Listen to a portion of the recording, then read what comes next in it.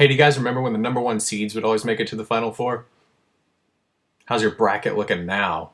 Alright guys, let's get right down to it. Last week we talked about a kid named Casey who was being bullied by some little punk kid. Apparently he'd had enough and he just snapped and grabbed a little kid and threw him down on the ground, which he deserved. I mean, the little kid was bullying him. Since that time they interviewed Casey and he was just telling his side of the story and how he'd been bullied a lot of his life and how he hated it and he just couldn't take it anymore and he just snapped on him. Well, then another group went in and interviewed the other guy. His name is Richard Gale. I'm not going to post that whole video here or anything. I'll post the video down in the underbar if you want to watch the whole thing. But here were a couple of my favorite clips from that interview.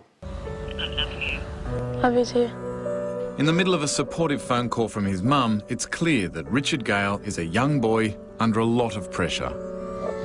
Sorry, mate. Is this too much for you? No. He starts out crying to kind of gain some sympathy or whatever, but it's not going to work. I don't like the kid already. And his parents try and tell us that, you know, he was being bullied and all this kind of stuff, and they're trying to switch it around to where Casey was actually the bad guy. It's obviously not the case. If you watch the whole interview, you'll realize he's just trying to twist the story around to where he's the good guy and he's the victim kind of thing, whereas Casey was obviously the victim here. But this is my favorite clip right here. Are you sorry? No. Why not? Yes.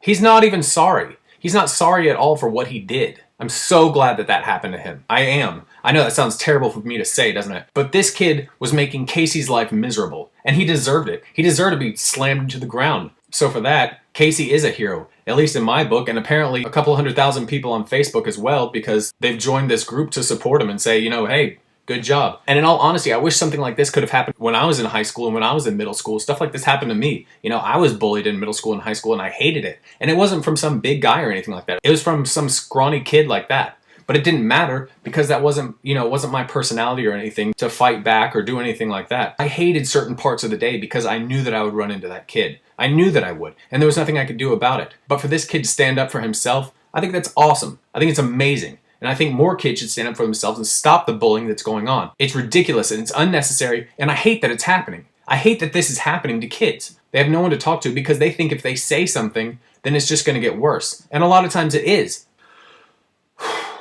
A lot of you are repressing, apparently. Well, since the DVX User Fest is done, I can now post both of those videos, but I'm posting them one at a time just so that you're not like over encumbered or anything like that. So the first video that I'm posting was Michael. It's actually not the one with Michael Ballard, oddly enough. It's just the main character's name is Michael. So click here if you want to check it out, or you can check it out at the end of the video. I'll have a link there too. But the first one is up, and next week I'll put the second one up so that you guys can check out both of them. Alright, so I think I'm the only one of us that does not know who Rob Bell is, and I'm fine with that. I'm not really into reading a lot of people's thoughts on how to live your best life now or how to live a great Christian life or anything like that. I don't know, the Bible just seems to be a pretty good basis for me. Alright, well I think that this thing is running long, so I better cut it now. See ya!